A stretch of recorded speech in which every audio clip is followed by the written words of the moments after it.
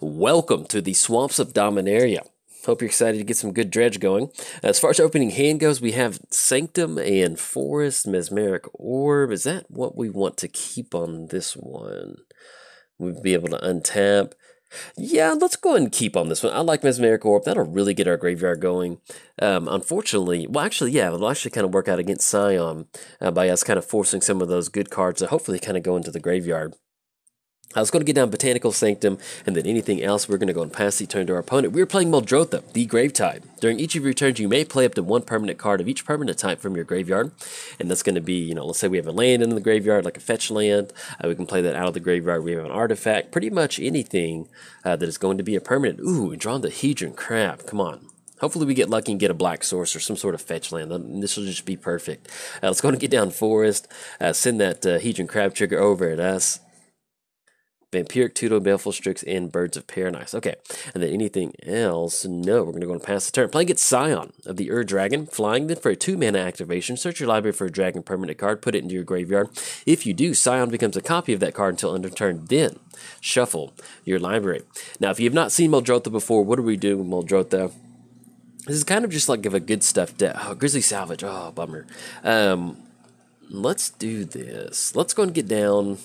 because we're at 2 mana and we have green mana, so hopefully if we hit, somehow we get lucky hitting Life from the Loam with this Mesmeric Orb, then we'll definitely go for that. So, and then once we do hit that black source, it'll really kind of open us up with Grizzly Salvage, and then hopefully kind of getting that extra lane going. Okay, get down Mesmeric Orb. I'm not going to swing in. Maybe our opponent has some sort of target player sacrifices an attacking creature. Now, we will swing in with Hedron Crab if our opponent's tapped out. It's always fun to kind of let him get into the red zone sometimes. But if they have some open mana, I don't like to swing in with Hedron Crab. But yeah, as far as the deck goes, we just have some really good stuff in here. We have Sidisi, Undead Vizier. Actually, no, we do have Sidisi in here, coming out of the graveyard. We have a really nice lands package in here with some good creatures. So we have like the Gitrog Monster. We also have Titania. Getting down Titania to get those extra elemental tokens is always a lot of fun. And then some other good stuff like Sidisi, which works really well with the kind of milling stuff that we've got going on, getting those zombies going. All right, now see if we get lucky. Hit that black source. And then we draw into Sidisi. Talked her up. So we did hit a force out of the graveyard. I guess at this point right now, we'll just go to get down Lightning Greaves, get it on the Hedron Crab, and keep Hedron Crab nice and protected. And then we're going to go and pass the turn to our opponent. So, like I mentioned, hopefully we run into Life from the Loam. It's not too far down there, and they'll be able to get some really good stuff going out of the graveyard. Now, once we do get down Muldrotha, you can kind of see where this deck's a lot of fun. Let's say we do get down Muldrotha. You have stuff like Baleful Strix in the graveyard. It's an artifact creature, so we can still go ahead and cast Birds of Paradise as our creature for the turn, being that permanent, and then we can also cast Baleful Strix as an artifact, so let's kind of get a little bit extra value off of that. So we hit Watery Grave, and then Tortured Existence, and Cultivate. Okay, nothing for 2, so let's just go and pass the turn to our opponent. And then outside of that, I did update Muldrotha with the new 1 versus 1 rules, so we've got some really good stuff in here. Stuff like Mana Crypt, Soul Ring, Mana Vault. I have a lot of good cards. The one card that I'm the most excited about is Entomb. Entomb is one of those cards that they put on the initial banning of 1 versus 1 list, which I never really agreed with, as a little bit more of being a graveyard player, but I didn't feel like it was that overpowered that we needed to have it on the ban list. But anyway, it was banned, and so it's been unbanned with the recent bannings. And they also have some good stuff like Imperial Seal, Vampiric Tutor, Demonic Tutor, and get some good stuff going from there. Opponent's going to crack Polluted Delta. Let's see what they're going to get down for the turn. The opponent's going to get down Scion of Dragon. Okay, draw the Flooded Grove. That actually works out. It's not a black source, but we can at least go and get that going. Let's still go and target ourselves with this extra trigger. Lunar Force. Let's go and go for Cultivate. We do have Ravenous Chupacabra, and I don't think we've hit a swamp out of the graveyard. So what we can do is just go double swamp on this one, and then we'll put the swamp on the battlefield and the swamp in our hand. And then hopefully next turn, I'll be able to get down Ravenous Chupacabra and go from there. Send another 3 at us. And then look at that graveyard. All right, anything else? We've got Sidisi, not Sidisi, we have Hedron Crab protected, and then we're going to go and pass the turn to our opponent. All right, so we are looking at about 14 cards in the graveyard. Let's go and always yield to that. Hopefully we'll kind of catch some good stuff off of this Scion activation where they can't search it up to make it off of that. I can't remember exactly what they do, what Scion can do to kind of go I can't remember the sequencing of Scion activations to get some really good dragons going, but we'll see what they end up going for. But as far as our graveyard going, we've got some good stuff. We have Manglehorn in the graveyard. Destroy target artifact. They don't have any artifacts out there right now, but it is a good option to have. Seal of Remover is another really good card, especially for a deck like this. So we can get down Seal of Removal, and you go for the activation once per turn, and you can cast it out of the graveyard as an enchantment to kind of start bouncing some stuff back. If we wanted to kind of get some sort of loop going with our graveyard, we can get down Tortured Existence, start discarding some of our creature cards to return it back to our hand if we needed to start casting some of the extra stuff. But I'm just going to swing it for 4. It's going to knock us down to 26, and that will be 4 total commander damage. And opponent's going to go for Sire of Stagnation. Okay, so whenever a land enters the battlefield, they're going to be able to draw 2 cards. So that will definitely be something we need to deal with. And we draw into Stinkweed Imp. Let's go and get Swamped Down. And we're going to target ourselves with Hedron Crab. That's going to be a lot of card draw for our opponent with Sire of Stagnation. I know I talked about going for Ravenous Chupacabra on their commander, but I think we need to go for Sire of Stagnation. We need to make a lot of land drops to get down Muldrotha, and especially coming out of the graveyard. So let's go and go for Ravenous Chupacabra. We're going to target Sire of Stagnation, and then anything else. We're going to let Hedron. Come on, Hedron Crab. Let's go. Hurry. Shields are down. All right, swing in for 0, knock our opponent down to 28, and then we'll go ahead and pass the turn to our opponent. Okay, so as far as next turn goes, we can get down Stink. I don't know, I just always really enjoy Hedron Crab. Like, it's kind of like he's not expecting to go attack, and then you say, hey, go attack real quick. And so he's kind of caught off guard really quick, and I just love imagining him scurrying across the battlefield with that little Hedron in his hand. Anyway, so we do have Stinkweed Imp in the hand. We can get that down. Hopefully, maybe it might kind of stop our opponent from swinging across. The only downside is I think they just played Rogue's Passage. Yes, they did just play Rogue's Passage, so they can go for that 4-mana activation to give their commander unblockable.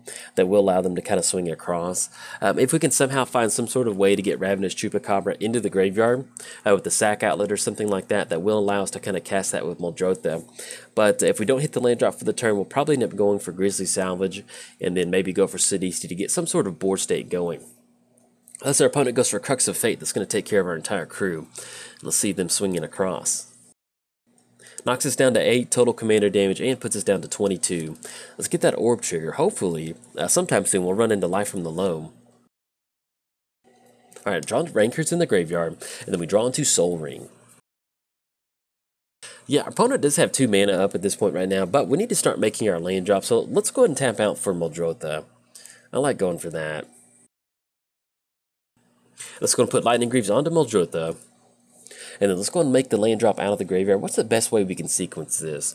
Yeah, we definitely want to bounce our opponent's creature back to the hand, so let's go and let's go and bring Harbor back. Let's go and cast Seal of Removal. It's going to be 1 blue mana, and let's go and bounce Scion back to the hand. Alright, there we go. Let's go and push in for 6 total commander damage. And they're going to get those extra Mesmeric Orb triggers. Now, one of the fun things about Muldrotha is we haven't hit it yet, but we can get down Pernicious Deed, and that's going to really allow us to really get some really good stuff going. We can go for those activations turn after turn. It's going to leave Muldrotha on the battlefield, and also kind of puts you into the spots where you're swinging across, going for some really nice commander damage. All right. Opponent's going to scoop it up on this one. I guess that's going to be more than enough getting down Muldrotha. And then, unfortunately, opponent said something in the chat, so we can't see what they said because the game ended. But you can definitely see we're getting down something like Seal of Removal against a deck like this that wants to get their commander on the battlefield. You can basically just kind of keep bouncing it turn after turn and then really get some good damage going in with Muldrotha. Yeah, we did have 1, 2, 3, 4, 5... Oh. Well, I would pull the game back up and see what we would have milled into the graveyard to see if we could have got Life from the Loam or Lion's Eye Diamond, but unfortunately you can't look at the top part of your library once you go into replay mode. But it's another way to kind of lock the game down is kind of sending those creatures back to your opponent's hand and then going beat sticks with Muldrotha. So, if you enjoyed that video, like and subscribe. Thanks. Bye. Welcome to the Swamps of Dominaria. Hope you're excited to get out there, start dredging some stuff. As far as opening hand goes, yeah, I like it. We'll go and keep on this one. We do have at least 3 lands in the hand. We have Drowned Catacomb, which actually works out pretty well because we don't have at least have a black-blue source and a black-green source, so I'll definitely take that. And some really good utility creatures in the opening hand. Playing against Najeela. I think that's how you say it. I might have said that wrong, but we're going to roll with it. Let's go and get down Scalding Tarn first. I think I like that. Get down Scalding Tarn, and then we're going to go and pass the turn to our opponent. We are playing Muldrotha, the Gravetide. During each of your turns, you may play up to one permanent card of each permanent type from your graveyard. So, if we have a land out of the graveyard, we can play a land. Let's say we have an artifact or a creature, an enchantment, pretty much anything that's a permanent. You can play it out of the graveyard once per turn, which is always makes for some fun. Magic. Let's go ahead and crack Scalding Tarn. Let's go ahead and grab another green source. Not super heavy on blue on this deck. It's typically a little bit more of a support color. Let's go ahead and grab Breeding Pool. Have that come into play tapped, and then not going to pay 2 life, and we'll let Stoneforge Mystic come down, and we'll see what our opponent's going to grab off of that Stoneforge Mystic. We're playing against Najeela, the Blade Blossom. Whenever a warrior attacks, you may have its controller create a 1/1 white warrior creature token that's tapped and attacking. Then for Wooburg activation, untap all attacking creatures. They gain trample, lifelink, haste until end of turn. After this phase, there's the initial combat phase. Activate this ability only during combat. An opponent will go for a Skull Clamp. So it looks like we're going to see some pretty good card draw from our opponent. Drawn to Acidic Slime, and then nothing for 2. Let's just go ahead and get down Drowned Catacomb.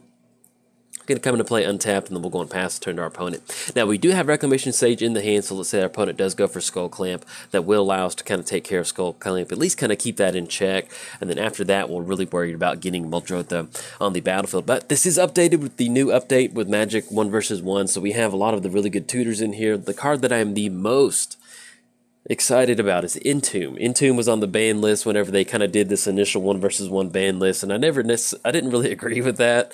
That always really bothered me. I guess maybe that was a little bit more of a graveyard person take on it, but yeah, they banned Entomb a long time ago, so Entomb is unbanned, so it actually really works out well in a deck like this. You know, we can put stuff like Life from the Loam straight into our graveyard, dredge it for the turn, and then be really good to go.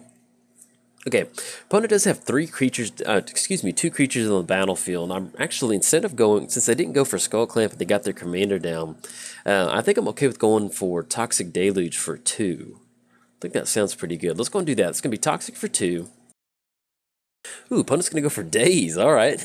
It's going to take it nowhere. We're not going to be able to pay for Daze. That's going to take care of it. And then we're going to go ahead and kick it back over to our opponent. Now, next turn, we can get down Mancer and bring back Toxic Deluge. More than likely, we'll probably end up going for that one. I like going for that.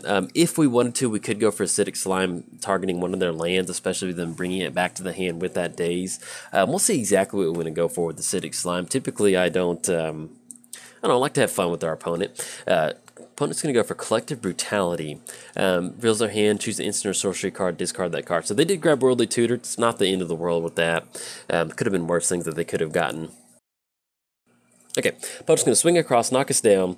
We will definitely end up going for Mancer, simply because these decks really, at least in playing against her before, they can be really aggressive sometimes. So it's like next thing you know, your life totals are gone. You're like, uh-oh, kind of dirtled around too much. But yeah, let's go and go for that Toxic Deluge play. I like going for that. It's going to be 1, 2, 3.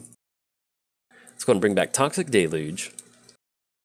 Alright, then anything else, we'll kick it back over there.